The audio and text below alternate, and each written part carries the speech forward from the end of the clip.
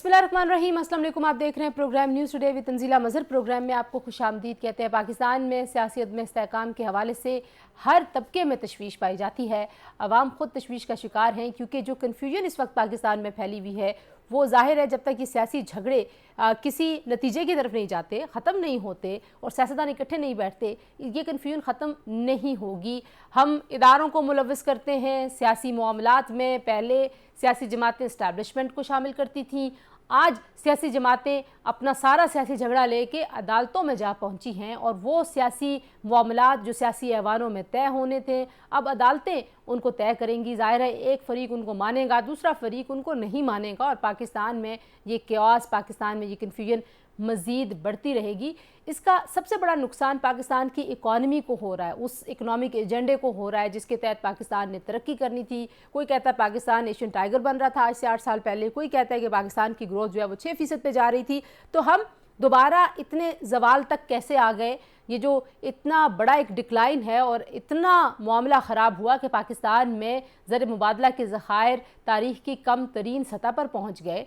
तो इसमें सियासी फ़ैसलों का और सियासत में इस्तेहकाम का क्या किरदार रहा है, आज उसकी कुछ बात करेंगे जनाब। इस वक्त तमाम सियासी जमातें अक्रॉस द बोर्ड ना वो एक दूसरे के साथ बैठने के लिए तैयार हैं। सबसे जो बड़ी रुकावट है वो ज़ाहिर है पाकिस्तान तहरीक इंसाफ की जानिब से ये जो एक मुसलसल इनकार है, ना सिर्फ ये को वो सियासी क़यादत के साथ बैठने से इनकारी हैं बल्कि वो किसी एक दो नुकात के ऊपर अपनी ज़िद पे अड़े हुए हैं और साथ साथ उनका सड़कों पर एहतजाज जारी है। इस वक्त भी उनकी जेल भरो तहरीक चल रही है और उनके बहुत सारे जो मामलात हैं वो अदालतों में हैं।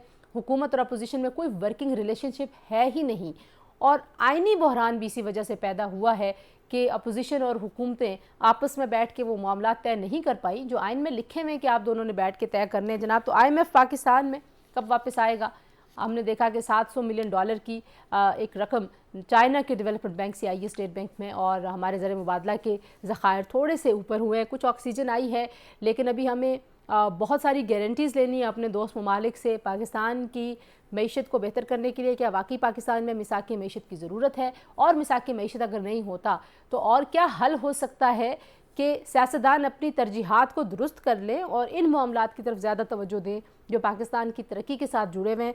तो ये तमाम जो मामलात हैं जी, ये हम अपने पैनल के सामने रखेंगे आज और उनसे पूछेंगे कि आखिर पाकिस्तान में इस अदम इस्तेहकाम ने कहाँ जाके रुकना है और मुआशी इस्तेहकाम जो है वो, क्योंकि बहुत सारे लोग कहते हैं कि मशरूत है इस सियासी इस्तेहकाम से। तो मेरे साथ जो मेहमान मौजूद हैं उनसे आपका तारुफ करवा देती हूँ जी। हमें ज्वाइन कर रहे हैं डॉक्टर आबिद सुलैरी साहब, एग्जीक्यूटिव डायरेक्टर हैं जी SDPI के, पाकिस्तान के मारूफ माहिर मुआशियात हैं। हमें ज्वाइन कर रहे हैं जमील अहमद खान साहब, साबिक सफ़ीर हैं, तज्ज़ियाकार हैं और हमें ज्वाइन कर रहे हैं ब्रिगेडियर रिटायर्ड फ़ारूक हमीद साहब जो कि सीनियर तज्ज़ियाकार हैं। तीनों मेहमानों का शुक्रिया जी। गुफ्तगू का आगाज़ मैं जमील साहब आपसे करना चाहूँगी। पाकिस्तान में ये जो इंटरनल एक तरह से अनरेस्ट है और पॉलिटिकल इंस्टेबिलिटी है, आपको लगता है कि ये सबसे बड़ी हिंड्रेंस है हमारी तरक्की में और हमारे मामलात जो इसी वजह से उलझे हुए?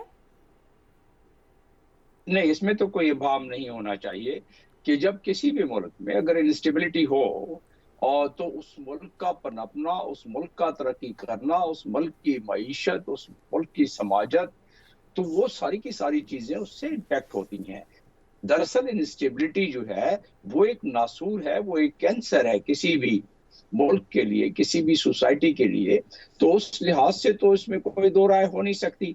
अब रहा सवाल के इस इंस्टेबिलिटी के महरिकात क्या हैं, वजूहात क्या है, उसकी एक तफसील है लंबी। अगर 1 मिनट में या 2 मिनट में उसका अहाता किया जाए तो वो कुछ इस तरह होगा कि हमारे जो लीडरान हैं या जो हमारे अकाबरीन हैं उन्होंने उन्हें इस चीज का इदराक या तो कम है या उनके इंटरेस्ट बाहर हैं, लिहाजा वो अब तक इस मुल्क को संभाला देने के लिए वो कोशिशें, वो काविशें, वो मिसाक़े मईशत के हवाले से नहीं सोच रहे। वो इस हवाले से नहीं सोच रहे कि पाकिस्तान की नैया जो है मईशत की वो डूब रही है, बल्कि आखिरी हजकोलों तक पहुंच गई है।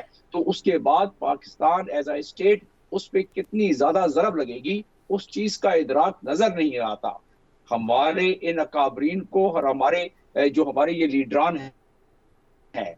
और सबसे इसमें बात यह है कि अगर आप इकोनॉमिक्स पर बात करें तो बहुत कम सूझबूझ और बहुत कम इस चीज का एहसास होता है कि जो इस वक्त हमारे 130 बिलियन डॉलर का एक्सटर्नल डेट है, जो हमारे इंटरनल डेट है तकरीबन डॉलर में कन्वर्ट किया जाए तो 137 बिलियन डॉलर बन जाती हैं। और हमें अगले फिस्कल ईयर यानी जो खत्म हो रहा है जून 30 को, उस वक्त तक हमें एक कसीर रकम चाहिए, तकरीबन हमें 8 बिलियन तो जी फिलफौर जी चाहिए। सात इन साढ़े सात तमाम बिलियन चीजों अरब। का अगर आयादा, जी हाँ, तो अगर हम इस चीजों का अयादा करें तो हमें इस वक्त संभाला देना चाहिए। हमें करना क्या चाहिए? हम गुफ्तगू में प्रॉब्लम्स तो बहुत सारे बताते हैं, लेकिन हम जैसे लोगों का ये फर्ज भी है कि इसके कोई सोल्यूशन बताएं। मैं सोल्यूशन की तरफ आती हूँ डॉक्टर आबिद देखिए सुलैरी महंगाई, जी। मैं वापस आती हूँ जमील साहब, जी, आपसे सोल्यूशन हम लेकिन डेफिनेटली लेंगे।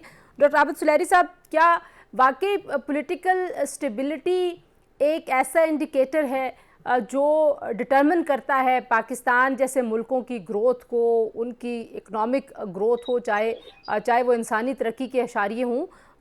कैसे आप देख रहे हैं ये जो मौजूदा पॉलिटिकल सूरत हाल है इसको? देखिए, अगर मुईशत के लिए कोई चीज़ ज़ाहिर कातिल होती है तो वो गैर यकीनी सूरत हाल होती है। और इस वक्त सियासी अदम इस्तेहकाम जो है वो उसने हमारी मुईशत को गैर यकीनी सूरत हाल में डाल रखा है। दोस्त ममालिक के साथ मामला हो, IMF के साथ मामला हो, पाकिस्तान की मुख्तलिफ मुआशी और जो आपकी इक़्तिसादी पॉलिसीज़ हों, हर चीज़ इस पर डिपेंड करती है कि हुकूमत का ऊँट जो है वो किस करवट बैठेगा। क्या कल को आने वाली हुकूमत उन पॉलिसीज को बदल तो नहीं देगी, या ये जो इस वक्त सियासी महाजराई जो कि बाला अदालतों में पहुंच गई है, ये क्या सूरत हाल इख्तियार करती है। तो ये सारी चीज़ें जो है ये यकीनन इस वक्त हमारी मुईशत को मनफी तौर पर असरअंदाज हो रही है उसमें। ब्रिगेडियर साहब, आपकी तरफ भी जो कौमी इत्तफाक राय के ऊपर जोर है बहुत, और अपेक्स कमेटी का जो अभी इजलास हुआ उसमें भी वज़ीर आज़म साहब की सरबराही में जितने भी वहाँ पे पार्टिसिपेंट्स थे उन्होंने इसी बात पे जोर दिया। आपको कोई इम्कान नज़र आता है कौमी इत्तफाक राय जैसा, जिस तरह का माहौल है, जैसे हमले एक दूसरे के ऊपर, जैसे जुमले एक दूसरे के लिए? बहुत शुक्रिया। नहीं, मुझे तो नियर फ्यूचर में कोई ऐसी चीज नजर नहीं आ रही। हालांकि होना तो यही चाहिए कि इस वक्त तमाम पॉलिटिकल पार्टी, गवर्नमेंट और ऑपोजिशन पॉलिटिकल कंसेंसस के लिए उनको मेहनत करनी चाहिए। हम तो कितने महीने से कह रहे हैं, लेकिन प्रेसिडेंट अलवी साहब ने भी बड़ा ट्राई किया, वो हुआ नहीं है। मसला सारा क्या है? मसला ये है दे गवर्नमेंट, पॉलिटिकल पार्टीज, कुछ इदारे, they not following the constitution and the rule of law. ये पाकिस्तान की हालत इस वक्त ये होगी है कि इलेक्शन कमीशन ऑफ पाकिस्तान, जो कि suppose to be super neutral इदारा, जिसमें माजी में हमको कितनी दहाइयों से देख रहे हैं, जो 6-7 इलेक्शन हुए हैं, वो election commission of Pakistan is showing defiance to the president of Pakistan, is in state of confrontation with the president of Pakistan. वो इलेक्शन कमीशन जिसका काम है पॉलिटिकल पार्टीज को फैसिलिटेट करना कि अच्छे एनवायरनमेंट में अपने जनरल इलेक्शन हो, बाई इलेक्शन हो, वो इलेक्शन कमीशन जो है वो तो गुत्थम गुत्था हो गया है with the biggest political party. आपने इलेक्शन कमीशन की क्योंकि मिसाल दी है ब्रिगेडियर साहब, तो मैं कता कलामी कर रही हूँ। वो तो सदर साहब पे भी अब यही इल्ज़ाम लग रहा है कि वो एक आइनी इदारे के सरबराह के तौर पर एक्ट नहीं कर रहे, बल्कि वो भी एक सियासी जमात के रुकन के तौर पे एक्ट कर रहे हैं। तो वो जाहिर है ये जो इल्ज़ामात हैं ये एक तरह से सब पे लग रहे हैं। नहीं, आपकी बात सही है कि माजी में हम हमेशा ये सुनते आए थे, देखते आए थे कि जो प्रेसिडेंट हो या गवर्नर्स हो, they suppose to be absolutely neutral, लेकिन इलेक्ट तो यही पार्टीज करती है ना, और गवर्नर्स को तो हर नॉमिनेशन होती है। लेकिन अब तो गवर्नर तो हम देख रहे हैं तो बिल्कुल पार्टी के वर्कर्स की तरह हो गए। और इस दफा तो सरप्राइजिंगली जो केयर टेकर गवर्नमेंट है वो भी लग रहा है कि पॉलिटिकल एफिलिएशन के साथ काम कर रही है। और president of Pakistan, yes he is a PTI worker, लेकिन कई मरतबा मैंने देखा है कि प्रेसिडेंट ने जो भी कोई काम किया वो उन्होंने आइन के मुताबिक किया। उन्होंने आइन को ट्रांसग्रेस नहीं किया, आइन को उन्होंने की लिमिट्स को उन्होंने क्रॉस नहीं किया। और आप देखें वो एनआरओ उन्होंने साइन नहीं किया या एक कोई और चीज थी उन्होंने साइन नहीं की, लेकिन बाकी सब जो ऑर्डिनेंस आए, बिल आए, जो भी आए वो उन्होंने साइन किए आइन के मुताबिक। अभी रिसेंटली जो असेंबली ने जो फाइनेंस बिल पास किया 170 अरब रुपए के टैक्सेस, दिन पहले वो भी प्रेसिडेंट साहब ने आराम से बिल्कुल ठीक है भाई, असेंबली ने कर दिया, उन्होंने साइन कर दिया। तो यस, वो लोगों को इतराज तो हो सकता है, लेकिन बात मेरा कहने का ये है, देखिए इंपॉर्टेंट क्या चीज है, आप आज ये इलेक्शन का मामला हल हो जाए, अगला वीक जो है पाकिस्तान के एक डिफाइनिंग वीक है, ये याद रखें। क्यों डिफाइनिंग वीक है? बिकॉज प्रेसिडेंट फेल हो गए, इलेक्शन कमीशन फेल हो गया, पॉलिटिकल पार्टी फेल हो गई, कंसेंसस नहीं हुआ, तो chief justice of Pakistan has to step in now. उन्होंने स्टेप इन किया है। अगर वो और देखें कैसे टारगेट किया जा रहा है वेस्टेड फोर्सेस, मैं नाम नहीं लेता हूँ, लेकिन वेस्टेड फोर्सेस कैसे टारगेट कर। मैं जरा ब्रेक ले लूं। आप जिसको स्टेप इन का कह रहे हैं, बहुत सारे लोग कह रहे हैं कि वो ओवर स्टेपिंग हुई है, कहीं ना कहीं अदलिया की जानिब से रीराइट कॉन्स्टिट्यूशन किया गया, ये इस तरह के इल्जामात भी हैं। जी ब्रेक, जमील साहब कह रहे थे कि सोल्यूशंस की बात करेंगे, कुछ सोल्यूशंस की बात करते हैं ब्रेक के बाद, हमारे साथ रहिए।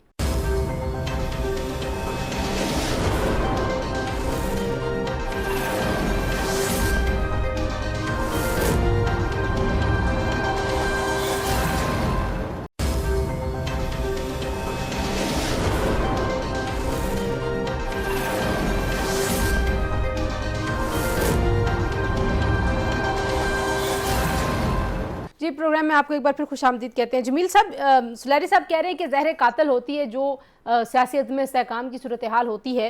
आप ये बताइए कि अब वे फॉरवर्ड क्या है? एक तो मिसाक मीशत पे बार बार बात होती रही, पाकिस्तान की तारीख में हमने सियासी जमातों के माबैन मिसाक जमहूरियत देखा, उसके कुछ नताइज अच्छे भी सामने आए कि वो जो एक पॉलिटिकल हर वक्त का कॉन्फ्लिक्ट था, अनरेस्ट था, वो ख़त्म हो गया। आपके ख्याल में होना चाहिए मिसाक मीशत, क्या करना चाहिए सियासी जमातों को कि वो अपनी तरजीहात को ज़रा बेहतर तरीके से मैनेज करें और आवाम को कुछ रिलीफ मिले? जी यकीनन कश्ती को भंवर से निकालने के लिए कुछ ना कुछ तो करना पड़ेगा, वरना तो कश्ती डूब जाएगी, और जब कश्ती डूबेगी तो इसमें सवार 22 करोड़ आवाम भी डूब जाएंगे।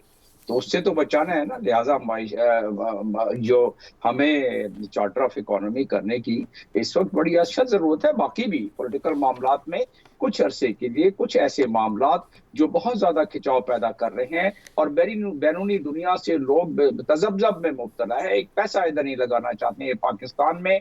पाकिस्तान पर न स्टॉक एक्सचेंज पर, न कोई पाकिस्तान में किसी इन्वेस्टमेंट पर, न पाकिस्तान को लोन देने के लिए कोई तैयार है। जो हमारे बॉन्ड्स थे उसकी कीमतें इतनी गिर गई हैं कि वो अपने फेस वैल्यू से 70% कम पे आ गए हैं, 60% कम पर आ गए, 40% और 30% कम पर आ गए हैं। तो वो तमाम मामला जो चल रहे हैं उसका असर क्या पड़ रहा है? उसका असर ये हो रहा है कि गरीब आदमी, अब 3 वक्त का रोटी खाना गरीब आदमी के लिए तो बहुत ही नामुमकिन हो गया है। 2 वक्त की रोटी जो है वो भी अब आगे चल के, जैसा अगर यही हालत रही तो कम होनी शुरू हो जाएगी। जिस तरह महंगाई की मामलात हैं 38% के करीब जो है, और फूड इन्फ्लेशन मजीद बढ़ गई है, ये रोजाना का मामूल बन गया है। जो शख्स पहले 1000 में चीजें खरीदता था, अब वो 663 रुपए में वही चीजें, वो 663 रुपए की जो पहले चीज उसको मिलती थी वो 1000 में मिलती है। तो ये तमाम चीजें अगर देखें तो फिर इसमें लोग या तो सड़कों पर निकलेंगे, या फिर जिस तरह शायर कहता है ना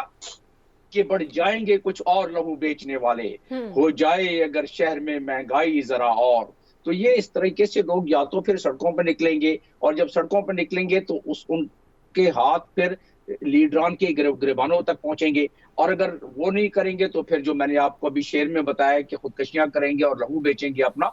तो वो तमाम चीजें। लेकिन आपने अपने सवाल के इब्तिदा में आपने पूछा कि इसका सलूशन, एक तो ये है कि सियासतदानों के अकल के नाखून लेने होंगे। दूसरा ये है कि सियासतदान जब तक अकल के नाखून ले, कुछ चीजें इस वक्त मौजूदा हुकूमत को करनी पड़ेगी। वो बार बार ये राग तो अलापती है ना मौजूदा हुकूमत कि हमने अपने तमाम सियासी इंटरेस्ट को स्टेक पर लगा दिया, अगर लगा दिया कौम के मफाद में लगा दिया, हम इसे तस्लीम करते हैं और हम इसकी जो है सताइश करते हैं। लेकिन उसके बाद अभी जो उनको करना चाहिए, करना क्या चाहिए उनको? करना ये चाहिए कि अब जो मोटे मोटे स्टेप्स हैं फौरी तौर पर ले लें। हमें डॉलर कल सुबह से चाहिए, हमें डॉलर अगले हफ्ते से चाहिए, अगले महीने में भी चाहिए, जब तक कि हमारी कोई ये मोटे मोटे स्टेप्स मैं आबिद साहब से भी पूछूंगी कि क्या होने चाहिए, लेकिन पहले मैं वापस आती हूँ जरा। जमील साहब स्टेप्स थे वो मैं बता देता था। जल्दी से जी जल्दी से 2-3 स्टेप्स मैं ये बताना चाहता हूँ कि हमारी कम से कम लाइट्स का जो हमारी आवर्स है रात के 12 और 1 बजे तक, 8 बजे तक कर दें, आपके $4 बिलियन बन जाते हैं। पाम ऑयल हम अपनी सेहत को खराब करने के लिए 4 बिलियन का मंगाते हैं। हज और इमरा जो कि बहुत जरूरी है, करना चाहिए, 2 बिलियन लगाते हैं, उसको हम फॉरेन स्पॉन्सरशिप पे करा दें।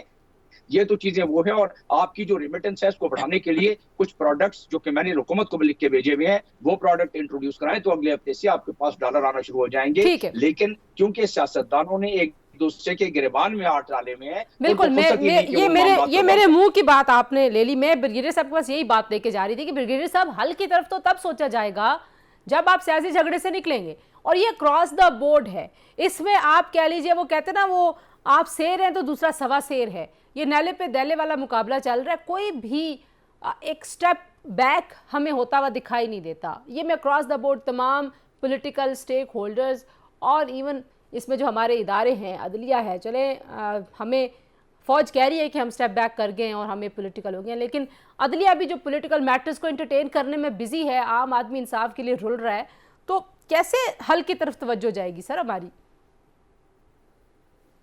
देखिए तंजीला साहबा, मुझे ये पहले कहना चाहिए था, लेकिन मैं आपके सवाल का जवाब दूं, लेकिन पहले मैं आपके चैनल को, GTV चैनल को और आपके चैनल के बड़े सीनियर जर्नलिस्ट मतीन हैदर साहब को मैं खराजी तस्लीम पेश करना चाहता हूँ।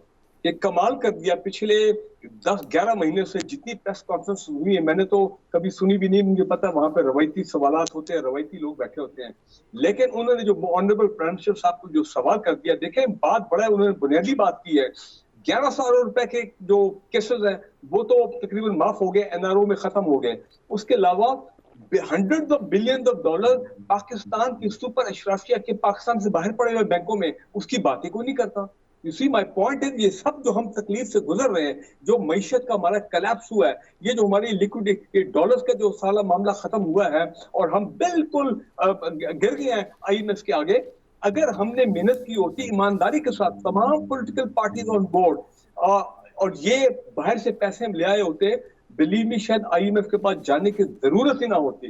दूसरी इंपॉर्टेंट चीज ये है कि देखें, इलेक्शन आज हो जाए तो there is a good chance कि पाकिस्तान में पॉलिटिकल स्टेबिलिटी वापस आना शुरू हो जाएगी। आज अगर ये फ्री और इलेक्शन का भी फ्री एंड फेयर होना बहुत जरूरी है, इसलिए मैं हमेशा ये कहता हूँ, आपने जो बात की, देखें जब ये पॉलिटिकल पार्टीज आपस में बैठती नहीं है और इस किस्म के वन साइडेड फैसले हो रहे हैं, तो फिर किधर जाएगा मामला? जहाँ लाहौर हाई कोर्ट में जाएगा, इस्लामाबाद हाई कोर्ट में, या सुप्रीम कोर्ट में? तो इट इज वेरी अनफॉर्चुनेट कि तमाम पॉलिटिकल लड़ाई झगड़े जो कि पार्लियामेंट में होने चाहिए, जो प्रोविंशियल असेंबली में होने चाहिए, दे गो टुवर्ड द सुप्रीम कोर्ट, और फिर सुप्रीम कोर्ट को फैसला देगी, लोगों को तकलीफ होगी जी, क्योंकि वेस्टेड ग्रुप्स जो है उनके बड़े अपने एजेंडाज हैं। See how the honorable judges are being targeted, तस्वीरें लगाई जाती है। भाई ऐसी चीज हमने पाकिस्तान में पहले नहीं देखा। हाँ, हमने तो सुप्रीम कोर्ट पे हमला भी देखा हुआ 1997 में, वो दुनिया में लोग कोट करते हैं। मुझे याद है, मुझे अमेरिका में मैं पोस्टेड था, मुझे लोगों ने कहा 97 में कि आपके मुल्क में क्या हो रहा है, your people are attacking the supreme court of Pakistan. मैंने कहा I have no word, I am ashamed. बहुत सारे लोग ये आर्ग्यूमेंट देते हैं कि जो मिसाके मईशत का आइडिया है वो हकीकत पसंदाना नहीं है, क्योंकि हर सियासी जमात का अपना एक मौशी प्रोग्राम होता है, उसकी अपनी एक सोच होती है। तो पहले तो ये बताइए कि हमारी सियासी जमातों का कोई मौशी प्रोग्राम और उनकी सोच है, और वाकई पाकिस्तान इस वक्त जिस हालात से दो चार है वहाँ पर मिसाके मईशत जैसा आइडिया आपको भी हकीकत पसंदाना लगता है, या आपको लगता है कि नहीं है ये रियलिस्टिक? देखिए, वैसे तो 1998 से सदर अयूब के ज़माने से, लेकिन 1990 के बाद से जब से पाकिस्तान में जमहूरियत जो है वो जनरल ज़ियाउल हक के बाद बहाल हुई, हर सियासी जमात का एक ही मुआशी एजेंडा होता है, और वो ये है कि वो उसको IMF के पास जाना होता है, और IMF के प्रोग्राम पे वो बेदिली के साथ अमल करते हैं, जिसकी वजह से अगली जमात जब हुकूमत में आती है तो उसको उससे ज़्यादा एक मुश्किल IMF का प्रोग्राम जो है वो निगोशिएट करना होता है। तो या तो हो कि अभी तक की अगर आप ट्रैक रिकॉर्ड देख लें पिछले 20-30 सालों का, कि कोई भी सियासी जमात जिसके पास IMF के पास गए बगैर अगर कोई मुआशी एजेंडा है, तो फिर तो जरूर हमें कहना चाहिए कि ये मुआशी जमातें अपना अपना प्रोग्राम जो है वो इम्प्लीमेंट करें, सियासी जमातें। लेकिन अगर ऐसा नहीं है तो फिर जो बेसिक इश्यूज हैं उन पर फिर कंसेंसस हो जाना चाहिए कि आपको जो लॉस मेकिंग अदारे हैं उनको प्राइवेटाइज करना है, आपको एनर्जी का सर्कुलर डेट जो है उसको खत्म करना है, आपको टैक्स जो है उन तमाम शोबों से जिनसे इकट्ठा किया जा सकता है वो बढ़ाना है, डायरेक्ट टैक्सेस की तरफ आना है, इनडायरेक्ट टैक्सेस जो है उससे इज्तनाब करना है। तो ये वो चीजें हैं जो कि हर सियासी जमात का एजेंडे में शामिल होती हैं। और इस वजह से कम इन चीजों पे तो जरूर एक कंसेंसस जो है वो हो जाना चाहिए। जी, प्रोग्राम में शामिल करते हैं, ब्रेक से वापस आएंगे तो आप सुलैटी साहब से पूछेंगे और बाकी मेहमानों से कि IMF का प्रोग्राम बहाल होने में अब मजीद कितना वक्त लगेगा, क्या रुकावट है। ब्रेक के बाद इस पर बात करते हैं, हमारे साथ रहिए।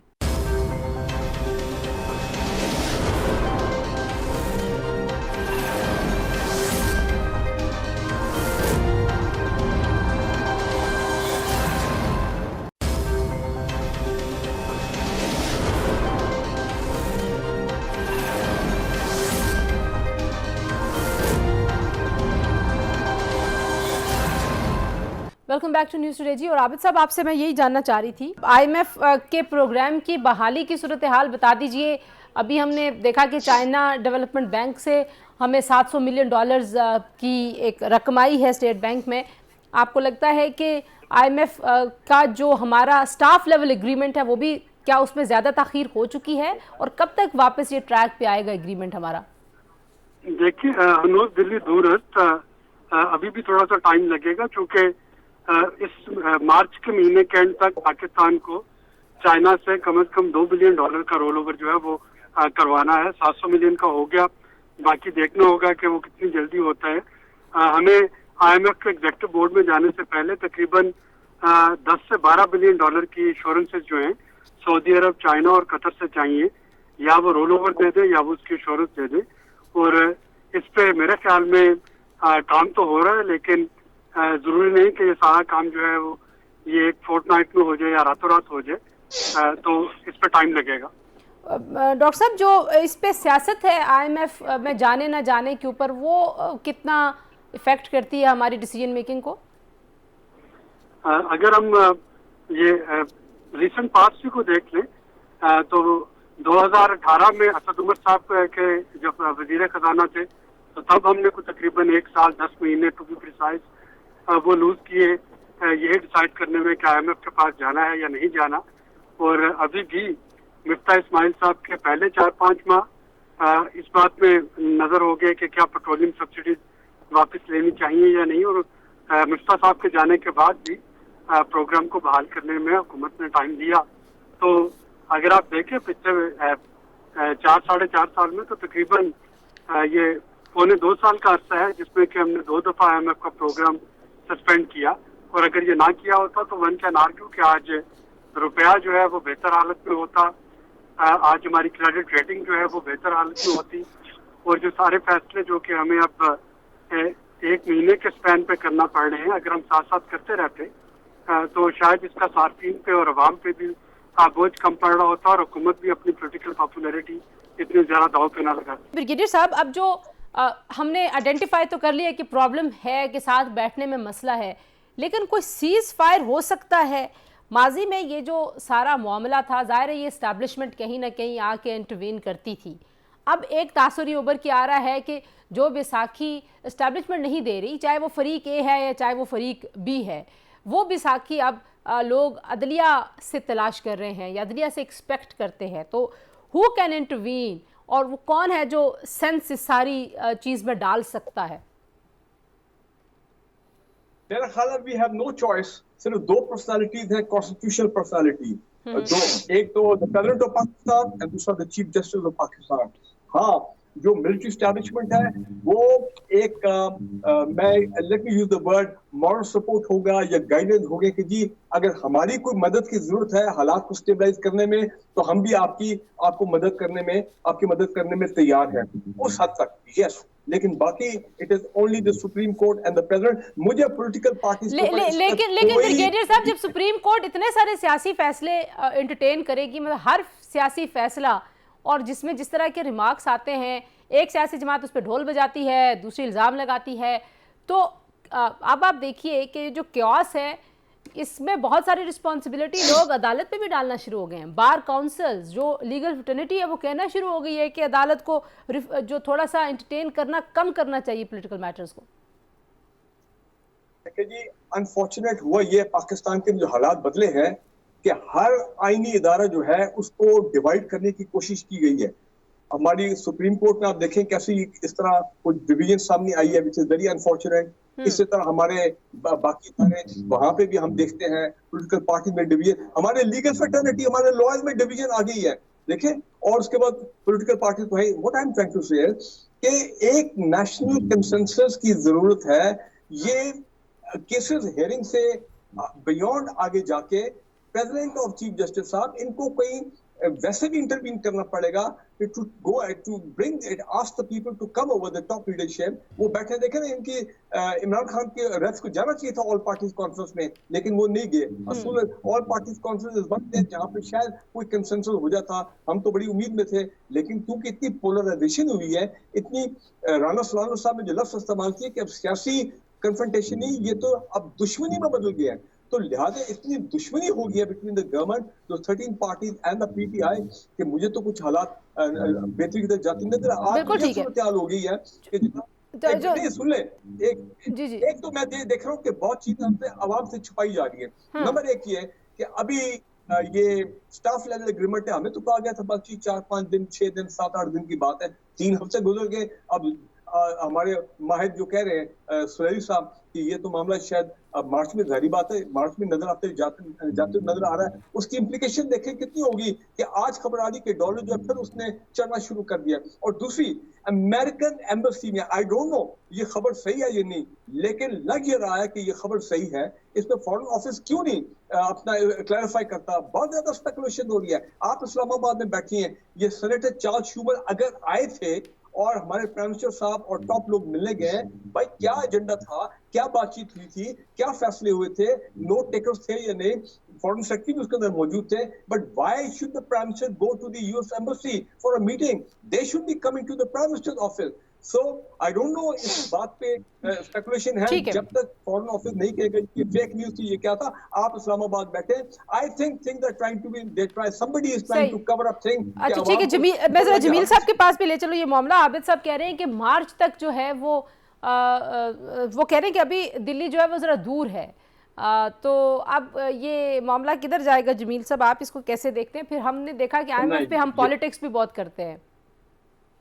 जिस तनाजुर में सलारी साहब ने बात की और जो मैं उनकी बात का अंदाजा लगा सका हूँ, वो ये है कि हनूज दिली दूरस्त जो हमारे अफकार और प्रकार इस वक्त हैं, उसमें हमारी कोई बेहतरी तो नजर आ नहीं रही है। तो आपने उनसे सवाल किया था कि हमारी इसकी सलूशन क्या और इसमें बेहतरी किस तरह आएगी। तो हनूज दिली दूरस्त, मार्च की जो बात हो रही है वो मार्च में, क्योंकि एग्जीक्यूटिव बोर्ड का वहाँ मीटिंग होगी और स्टाफ लेवल की जो अभी तक एग्रीमेंट नहीं हो जानी चाहिए थी, ये जो एक कंफ्यूजन और ये एक तजब्जब जो है वो भी मईशत को नुकसान पहुंचा रहा है। लेकिन मईशत तो पहले ही जमीन बॉस हुई है, जो थोड़ी बहुत रह गई उसको भी नुकसान पहुंचाया जा रहा है। तो ये हो जाना चाहिए था। उसमें हमारे लोगों की खाम ख्याली है कि जब वार अगेंस्ट टेरर था तो अमेरिका का बहुत बड़ा इंटरेस्ट था पाकिस्तान में, और उस वक्त IMF और बाकी इदारे हमें हमारा साथ देते थे। मैं यहाँ तवज्जो आपके नाज़रीन की दिलाता चलूं कि अमेरिका के अपने आर्मी में एक मैनुअल है 2006 का, उसमें दिया हुआ है कि अमेरिकन फॉरेन पॉलिसी को अहदाफ हासिल करने के लिए IMF और इंटरनेशनल फाइनेंशियल इंस्टीट्यूट्स का इस्तेमाल किया जाएगा। और क्योंकि अमेरिका के डायरेक्टर सबसे ज्यादा है IMF में, वर्ल्ड बैंक में, बाकी जगहों पर, तो उनका जाहिर एक इन्फ्लुएंस है। यूनाइटेड नेशंस पर भी है, क्योंकि वो 35% अपनी उसमें देते हैं किस्त, उसमें और उसमें पैसे देते हैं। तो ये तमाम चीजों को अगर देखा जाए, अच्छा मैंने क्योंकि आबिद साहब से भी ये सवाल पूछा था कि हमने जो पॉलिटिक्स खेली है IMF के मामले पे, वो कह रहे तकरीबन 1.25 साल का वक्त हमने ज़ाय किया। तो आप भी जरा ब्रीफ सा कमेंट जमील साहब आप करते हैं, फिर मैं ब्रिगेडियर साहब से भी कमेंट ले लूं इस पे। या बस सिर्फ 1 मिनट का कमेंट या 2 मिनट का उसमें कर देता हूँ। इसलिए देखें कि अगर IMF का प्रोग्राम का मकसद क्या होता है आपके नाज़रीन के लिए, वो मकसद ये होता है कि आपके मईशत का वो ऐसा पोस्टमार्टम करते हैं, क्योंकि मईशत आपकी खराब होती है तभी तो आप IMF की तरफ जाते हैं ना। बतदरीज आप 23वें मरतबा गए हैं, तो वो उस जब मईशत की आपकी हालत खराब होती है तो वो आपको सजेस्ट करते हैं, क्योंकि उन्होंने तो देखना यह है कि जो पैसे वो दे रहे हैं उनको वापस मिले और आपकी मईशत जिस तरह वो डिक्टेट कर रहे हैं उस तरह उनके मुताबिक कुछ चलना शुरू हो जाए। तो उसकी वजह से आवाम को तकलीफ आ जाती है। तो हमने जो वो डिले किया उसकी वजह से एक तजब्जब रहा, डॉलर बढ़ता रहा, डॉलर को कैप किया, और कैप करने के बाद स्टेट बैंक से धड़ाधड़ रोजाना 1 मिलियन, 2 मिलियन, 3 मिलियन मार्केट में फेंकते रहे। तो नतीजा ये निकला कि हमारी 16 बिलियन और 12 बिलियन से आज हमारी 3 बिलियन से कम पहुंच गई है। अगर बैंकों को मिलाएं तो 5 बिलियन दोबारा आ गई है, 5-6 बिलियन। तो वो हमारी तो एक महीने की हो जाती। तो उन तमाम चीजों को अगर IMF से हम सियासत करेंगे और IMF से हम ट्रांसपेरेंसी, अच्छा, सिर्फ मुझे लगता है कि जमील साहब ये सिर्फ IMF से सियासत का मामला नहीं है ब्रिगेडियर साहब। हम अपोजिशन में हम कुछ कोई और हमारा अप्रोच होता है, उसमें कुछ और हम मौक़िफ़ लिए के चल रहे होते हैं, हुकूमत में आते हैं हम बिल्कुल और हो जाते हैं। तो ये जो एक पॉलिटिकल इंटरेस्ट को ज़्यादा तरजीह देना है, आपको लगता है कि इससे भी नुकसान हुआ है सारे मामले में? बिल्कुल जी, मैं समझता हूँ ज्यादा जो है इस वक्त पाकिस्तान के अंदर वो it is the struggle for, मतलब बिल्कुल है कि पावर वाली बात आ रही है। हम पावर शेयरिंग नहीं करना चाहते हैं। हम कोई मैं समझता हूँ इन हालात में अगर एक नेशनल गवर्नमेंट भी बन जाती, अगर चले इलेक्शन नहीं हो सकती due to so many reason, तो नेशनल गवर्नमेंट भी बन सकती थी ताकि कलेक्टिवली तमाम सियासतदान जो है पॉलिटिकल पार्टी वो पाकिस्तान को इस क्राइसिस से बाहर लेकर निकले। लेकिन वो चीज भी नहीं हो रही है और इसमें तो कोई शक नहीं है कि IMF is the arm twisting tool of the international establishment. और इस दफा उन्होंने पाकिस्तान को इस मर्तबा तो उन्होंने गले से दबा के लिटा दिया है। और आप देखें कि आप कल ये भी खबर थी, पता नहीं उन्होंने लिटाया है कि हम खुद लेट गए। जाहिर है हमने कुछ कमिटमेंट्स करके उसको बार बार तोड़ा भी है। तो आपने या बिल्कुल सही है। अब तो आज से पूरे 1 साल पहले 6% ग्रोथ पे चल रहे थे। कौन सी IMF, कैसी IMF? नहीं ब्रिगेडियर साहब, क्योंकि अब वक्त बिल्कुल कम हो गया, लेकिन हमने वो स्ट्रक्चरल रिफॉर्म्स कभी किए ही नहीं जो हमारे लिए, अपनी ज़ात के लिए या पाकिस्तान के लिए अच्छे हैं। वो तो IMF नहीं आपको मना करता ना कि आप अपने सर्कुलर डेट्स को सही करें, आप जो लीकेजेस है आपकी इकॉनमी में इनको ख़त्म करें, आप सब्सिडीज देना बंद करें। ये सब तो आपको IMF मना नहीं करता। तो बहरहाल इस पे मैं आपको दोबारा दावत दूंगी, वक्त क्योंकि ख़त्म हो गया। आई नो कि आर्ग्यूमेंट अभी आपके पास मज़ीद हैं। जी, तीनों मेहमानों का शुक्रिया, गुफ्तगू आपने सुनी जी। पाकिस्तान की स्टेबिलिटी के लिए, इकनॉमिक ग्रोथ के लिए, प्रोग्रेस के लिए और आवाम की खुशहाली के लिए सबसे ज़रूरी इस वक्त जो चीज़ है वो ये है कि हमारी सियासी क़यादत बैठे और इन मामलात पे सर जोड़े और ये जो नफ़रत है, ये जो दूरी है, एक दूसरे के साथ लड़ाई है, इसको ख़त्म करें। अपना ख्याल रखिए। अल्लाह हाफ़िज़।